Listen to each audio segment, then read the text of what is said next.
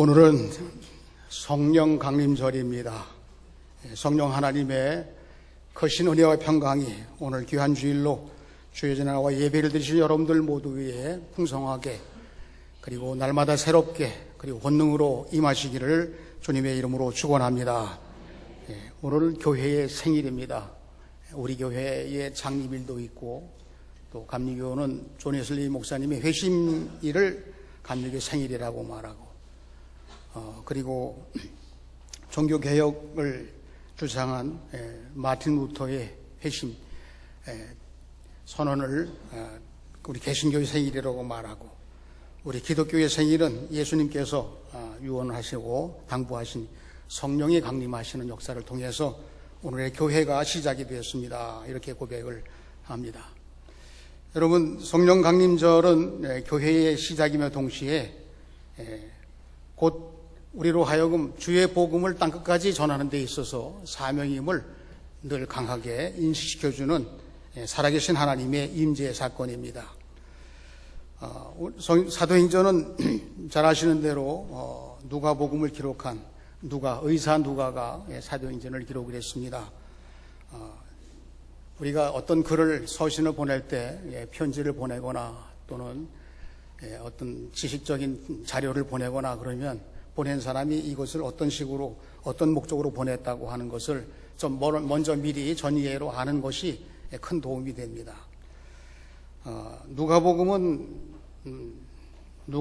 의사 누가가 문학적인 소질이 있었어요.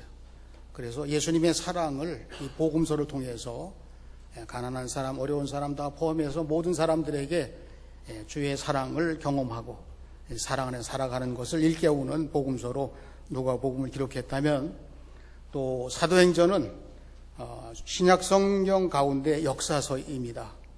그래서 사도행전의 이 흐름을 보게 되면 성령이 임재하셔서 사실적으로 역사적으로 어떠한 일들이 있었다고 하는 것을 실제적인 사건으로 기록하는 것이 사도행전이에요.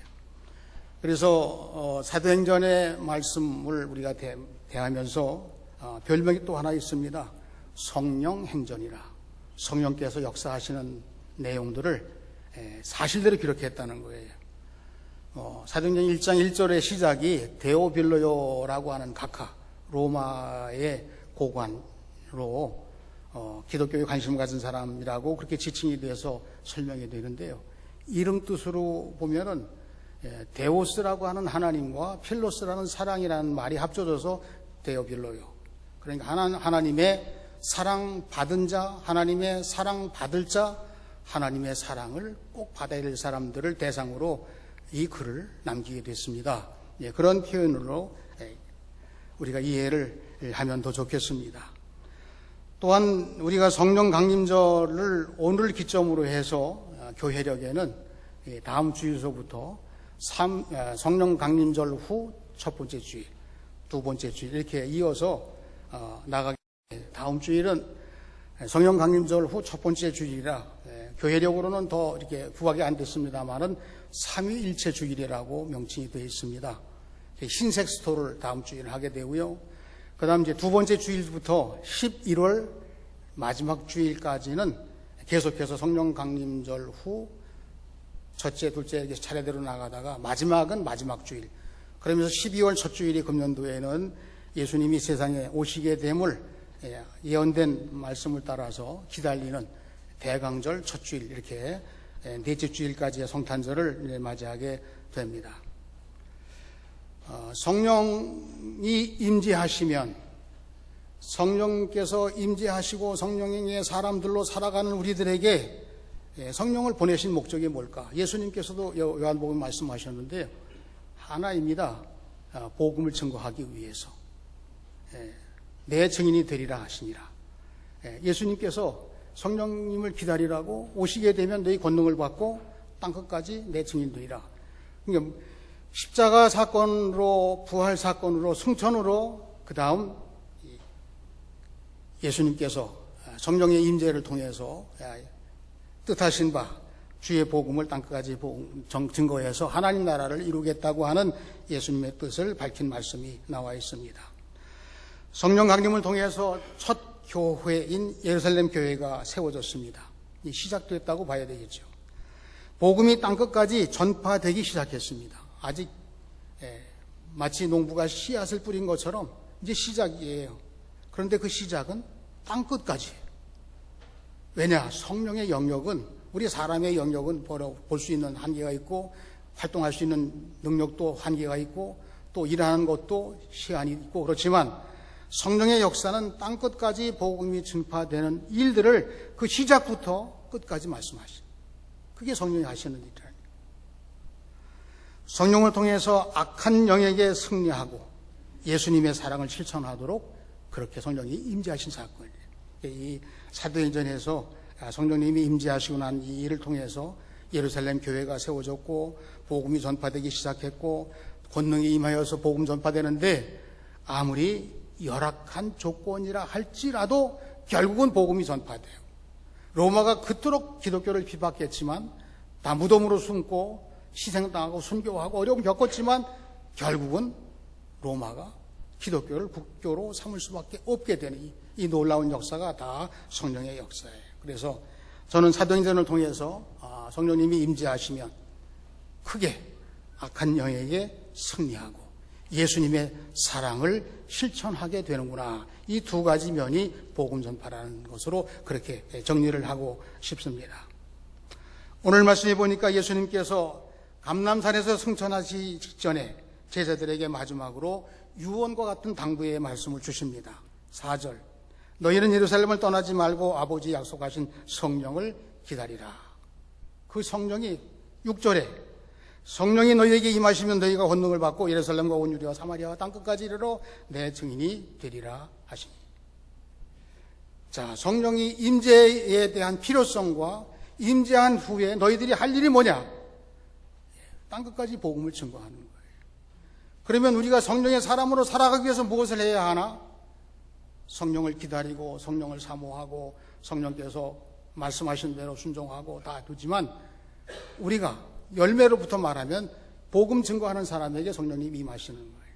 성령의 권능이 역사하시게 하나님의 나라가 완성되는 이 모든 일은 결국은 복음 증거에 있습니다.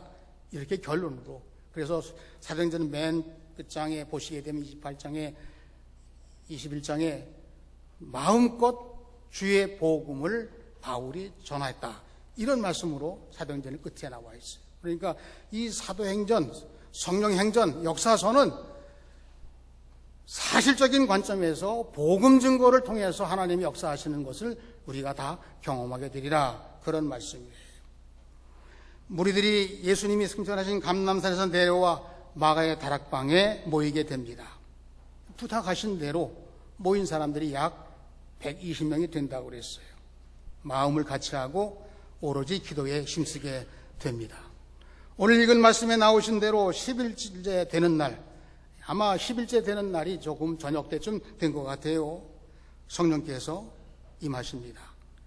하늘에서 급하고 강한 바람 같은 소리가 온 집에 가득했다고 그랬어요. 여러분, 이 사실대로 내가 본 사실을 지금 기록하고 있는 겁니다.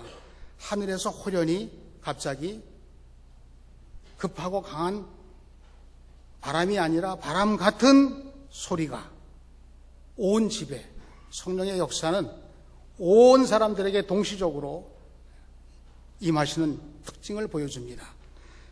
그러나 그것만이 전부가 아니라 또 이어서 불의 혀같이 갈라지는 것이, 이 장작불 같은 걸 태우다 보면 이 불길이 막 솟아오르잖아요. 그 솟아오르는 그 끈 모양이 각 사람 위에, 각 사람 머리 위에, 뭐 그렇게 구체적으로라도 각 사람 위에 임하셨어요. 구약 성경에서는 하나님의 임재 사건을 말할 때 두 가지 표현을 씁니다. 강한 바람과 그리고 불. 모세가 호렙산에서 가시떨기에 불 타는 것에서 하나님과 대화를 한 장면이 나옵니다.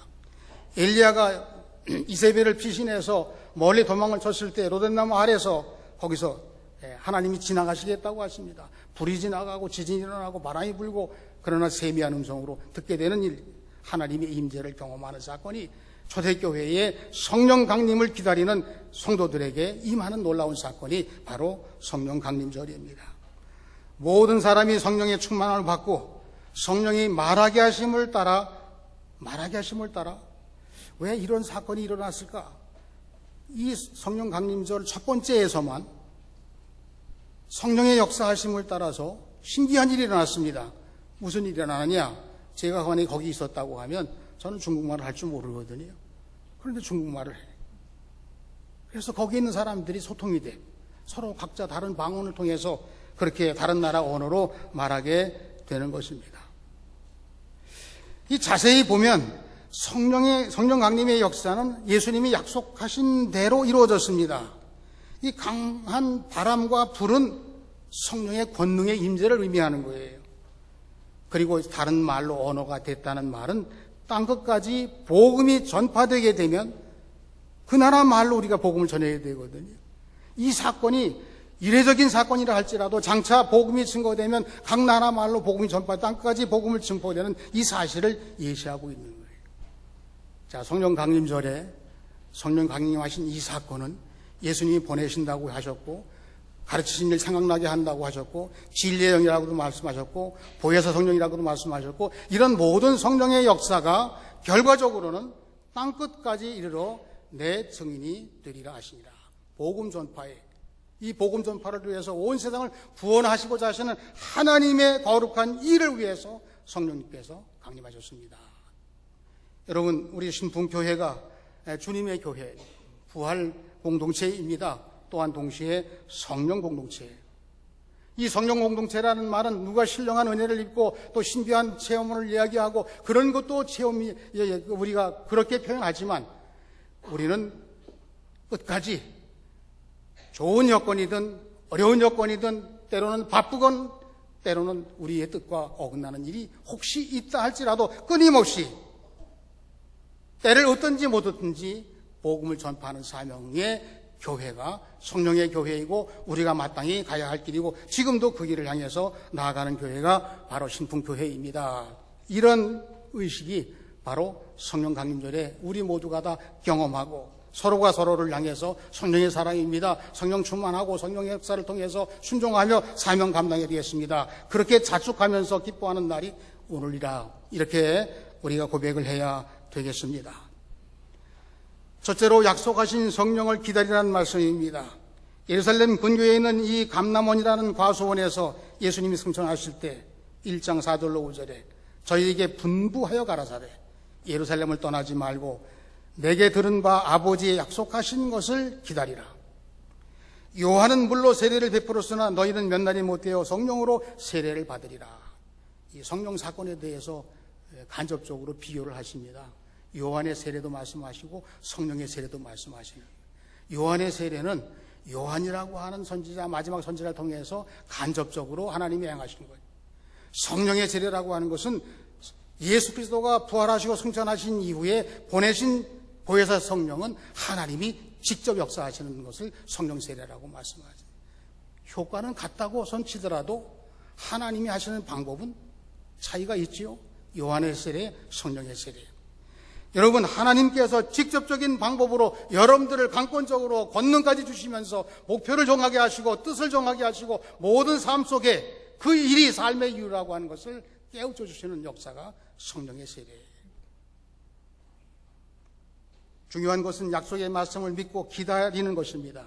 여러분, 때때로 우리가 기다리지 못하는 조급증 때문에 불신앙으로 떨어지고 때로는 기다리는 것 때문에 시험돼서 혹시라도 하나님의 때를 놓치는 경우도 없지 않아 있지만 하나님이 하시는 일이기 때문에 때때로는 기다리고 믿음이 성숙되고 주위에 좋은 여건들이 있기까지 기다리는 방법 가운데 하나는 기도입니다.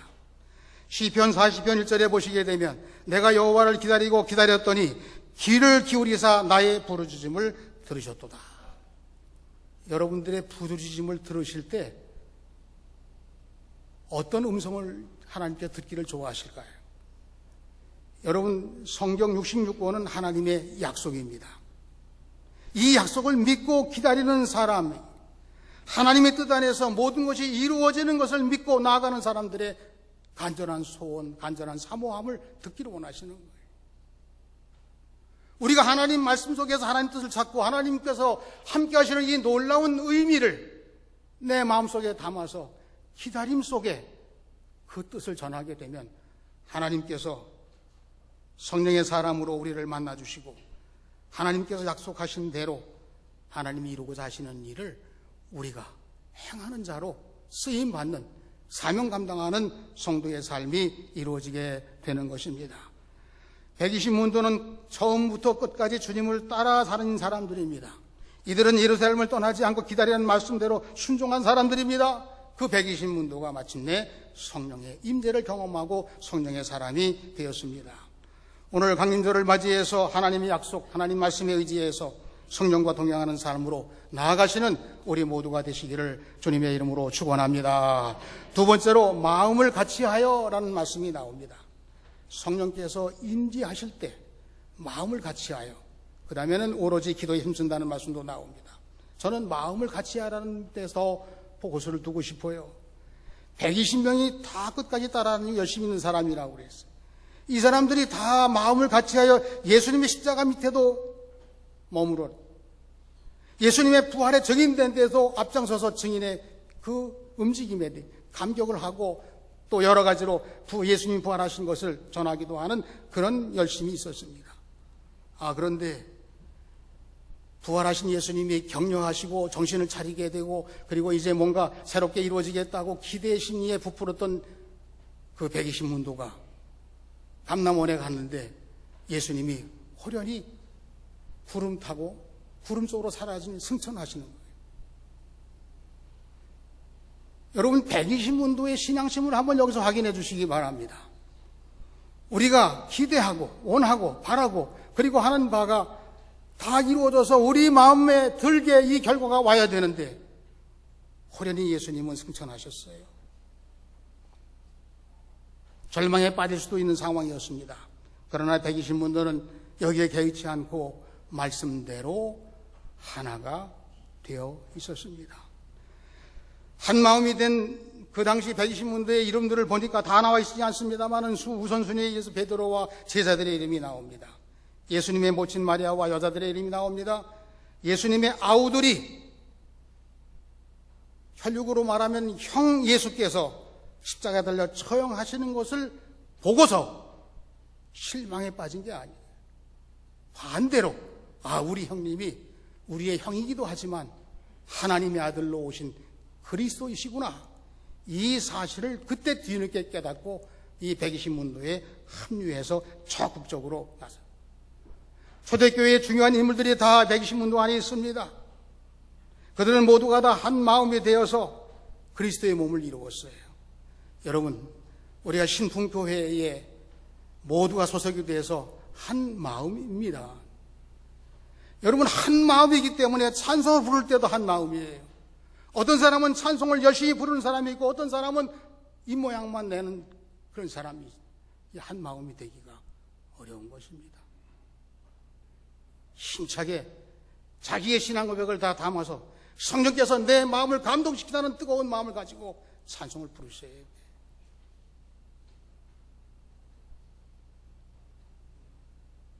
우리가 시간을 내는 것도 한 마음이 되는 것입니다. 여러분, 시간을 내는 것도 한 마음이 되어서 하나님께 헌신하는 거예요. 물질도 한 마음으로 헌금을 드리고 주님을 사랑하고 이웃을 섬기고 하나님을 섬기는 마음으로 헌신하는 거예요. 저는 가끔씩 그런 생각을 해요. 감사기도 제목은 다 사무원이 행정동 도사님이 다 기록을 해서 그 기도 제목을 가지고 은혜를 받는 거예요. 저는 그 기도 제목으로 은혜를 받습니다. 그러면서 또 한 가지, 우리가 헌신으로 한 마음이 된다고 하면 지금 우리가 가지고 있는 헌금 상황 2배 이상은 하고도 남는 실력을 가진 교회예요. 제가 부족해서 아쉬움도 있다 그런 생각을 가지고 기도하는 마음을 가지고 있습니다. 정성도 한 마음, 우리의 삶 전부를 한 마음으로 성령께서 온 사람 위에 임한 것처럼 성령의 임재하심을 따라서 한 마음이 되어서 하나님의 역사를 이뤄나갈 수 있는 우리 신풍교회의 모든 성도들이 되시기를 주님의 이름으로 축원합니다. 예수님이 승천하신 후에 또 한마음이 된 이들이 오로지 기도하기에 힘썼습니다. 열흘 동안 이들은 열심히 기도만 했습니다. 아마도 제가 상상하건대 새벽에도 기도했고 밤에도 기도했고 오직 성령이 임하시기를 원하면서 기도했어요. 우리들의 신앙생활이 뭘까? 한 마음으로 하나님께서 이루어질 그 일을 원하면서 기다리며 기도하며 사모하는 것이 신앙생활의 완성이 아니겠습니까? 여러분, 우리의 믿음 생활이 언제 끝날 것 같아요? 성령께서 우리의 삶을 완성시켜 주실 때 우리가 세상을 떠나는 것입니다. 건강하기 때문에 오래 사는 게 아닙니다. 불편해도 병에 걸려도 사실 오래 살 사람은 오래 살아요. 그래서 저는 성령께서 우리의 삶을 완성해 주실 때, 우리의 삶이 이 땅 위에 더 이상 사명이 없을 때, 그때 하나님 나라로 이사하는 것입니다. 이렇게 말씀을 드리고 싶습니다. 사도행전에서 처음 성령이 임하시는 장면이 나옵니다. 2장 38절. 그리스도의 이름으로 세례를 받고 죄사함을 받으라. 그리하면 성령을 선물로 받으리니. 4장 31절. 기도하기를 다음에 모인 곳이 진동하면서 성령 충만함이 임했다고 그랬습니다. 5장 32절에 하나님이 자기에게 순종하는 자들에게 성령을 주신다고 그랬어요. 그러면 우리 신앙생활을 하면서 우리가 성령의 인자하심, 성령의 지휘, 성령께 순종하는 삶을 어떻게 살아갈 수 있는가? 죄사함을 받을 때, 회개할 때, 기도할 때, 사모할 때, 감사할 때, 기뻐할 때, 하나님께서 원하신 대로 순종할 때 성령께서 우리의 삶에 깊이 개입하시고 하나님이 이 땅 위에 이 세상 사람과 다르게 살아가는 거룩하고도 빛된 삶을 살아가고 소금 역할을 감당하고 하나님의 뜻을 이루는 진정한 살아있는 생명으로 살아가는 성도들이 된다고 하는 이 사실을 성령 강림절에 여러분 모두가 다 충만한 은혜를 받고 성령 충만함을 힘입고 한 마음 한 뜻으로 말씀 속에서 기도하며 뜨겁게 믿음 생활 잘하시는 우리 모두가 되시기를 주님의 이름으로 축원합니다. 세 번째로 성령으로 기쁨의 증인되는 것이 오늘 말씀의 목표라고 저는 보았습니다. 성령 충만이 뭘까? 타이어에 바람이 가득 든 게 충만하며 그런 뜻이 아닙니다. 성령께 온전히 순종하는 게 성령 충만이에요. 성령의 온전한 지휘를 받는 것이 성령 충만이에요. 그런데 기뻐요. 성령님께서 역사하신 우리의 심령은 기쁘게 돼 있어요. 왜냐? 같은 편이거든요. 우리가 전하는 복음, 여러분 복음 전도자, 복음 선교사도 나가고 또 우리가 일일 또 수요일 날마다 전도대도 운영합니다마는 사람의 말로 전해요. 그러나 이것이 성령의 역사라고 한다면 하나님께서 권능을 주셔서 이 말을 들은 사람들로 하여금 하나님 말씀으로 들려지게 하는, 하나님 말씀으로 들려지지 않더라도 그거를 배타적으로 야 쓸데없는 일 하지 말고 나는 내 주먹을 믿는다고 설사 그렇게 모욕을 했다 할지라도 결과는 하나님의 말씀이 임하는 결과로 성령께서 역사하셔서 맺게 주시는 그런 역사가 기독교의 역사였어요. 사도행전 1장 6절에 오직 성령이 임하시면 권능을 받고라고 하는 이 말씀 우리는 참 좋아합니다. 전하는 말씀 속에 권능이 들어있어서 듣는 자가 받아들이게 된다는 뜻도 있어요. 어디든지 선교사로 가서 감당할 능력이 있어서 순교하기까지 사명 감당하는 선교사들을 보게 됩니다. 아무나 하는 게 아니에요. 정말 성령께서 역사하시는 대로 그의 권능을 통해서 사명을 감당하기 위해 나가는 선교사들을 존경하게 됩니다. 또한 성령에 임하시면 권능을 받고라는 뜻에 악한 영의 권세를 능히 이기고 복음 전파로 승리한다고 하는 기독교 전체의 복음의 역사가 권능을 받고라는 이 속에 담겨져 있는 아주 사소한 나의 일도 권능에 통해서 하나님이 뜻하는 바 승리의 삶을 살아가는 이 시작부터 이 시작, 모든 일들이 다 성령의 권능으로 역사하는 것을 경험하는 것이 오늘의 기독교가 살아있는 기독교, 이 세상에 꼭 필요한 기독교로 나가기 위해서는 성령의 충만한 역사를 다 같이 경험하고 그 권능을 가지고 함께 나가는 우리 모두가 되시기를 주님의 이름으로 축원합니다. 한국 교회가 어떻게 부흥됐나?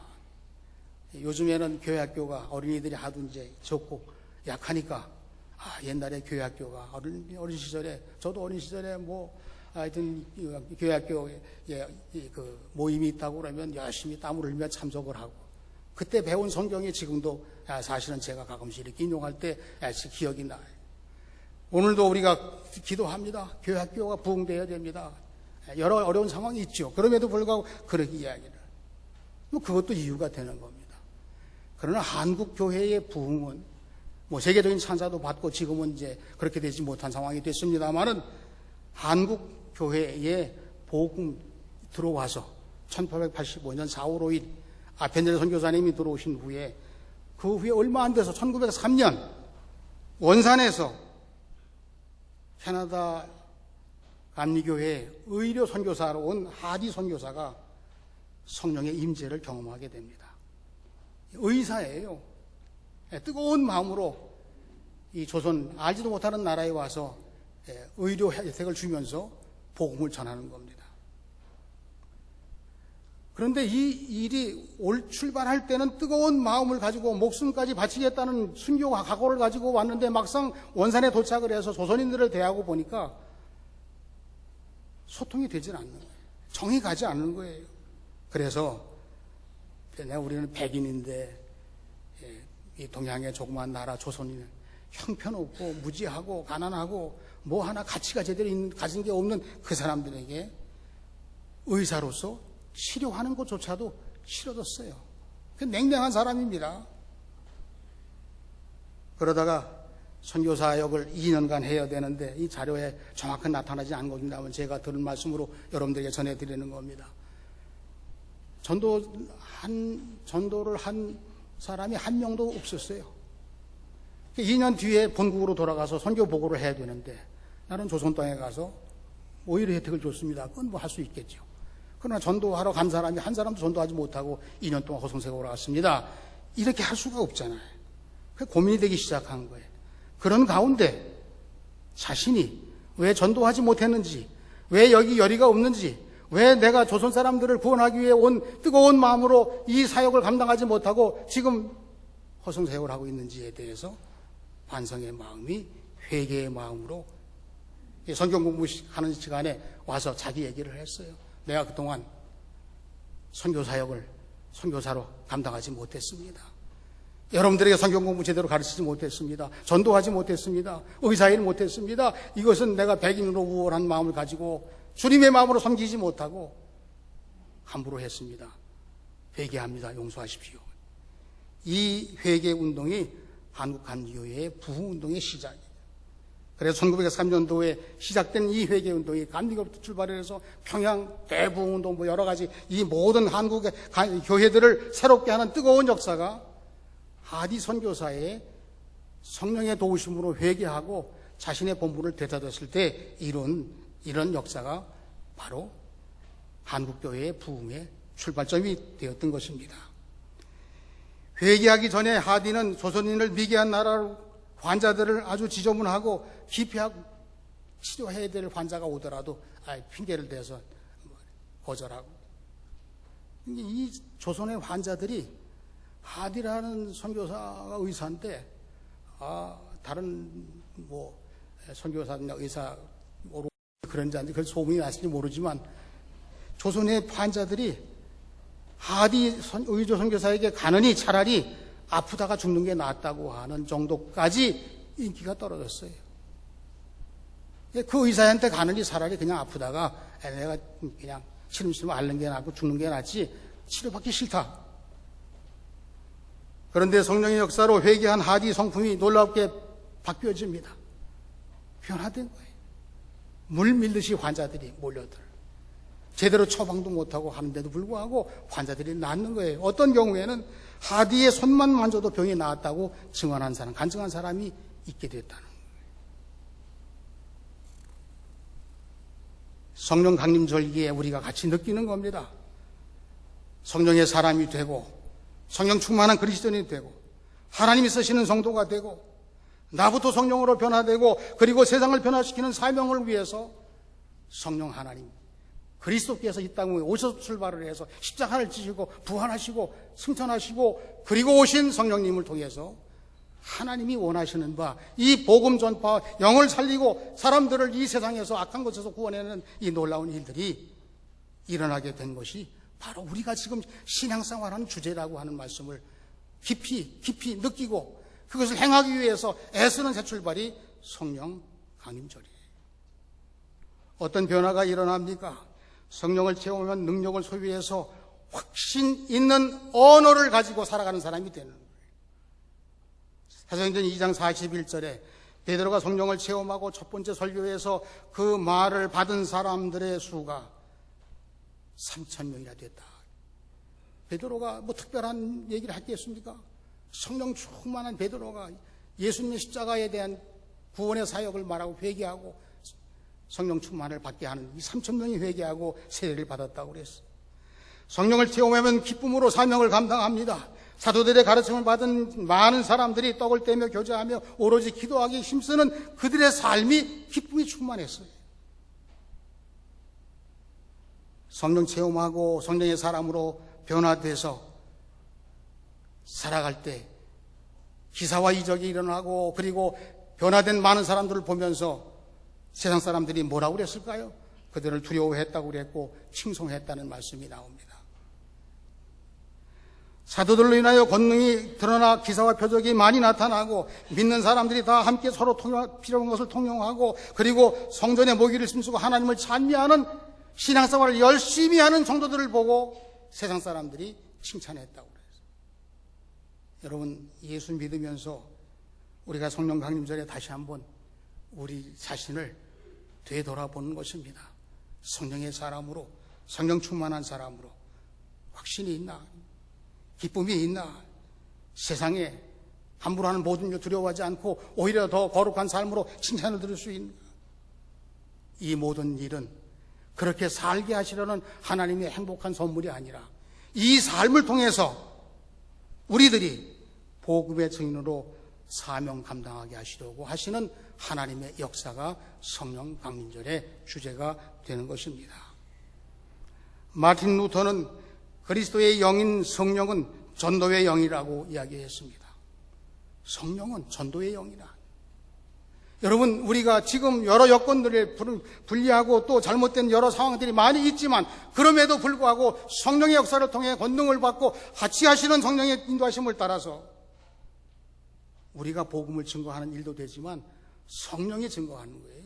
따지고 보면 우리가 성령의 사람이라면 내가 증거하는 것도 되지만 우리 모두가 다 성령이 증거하시는데 순종하는 것과 마찬가지인 거예요.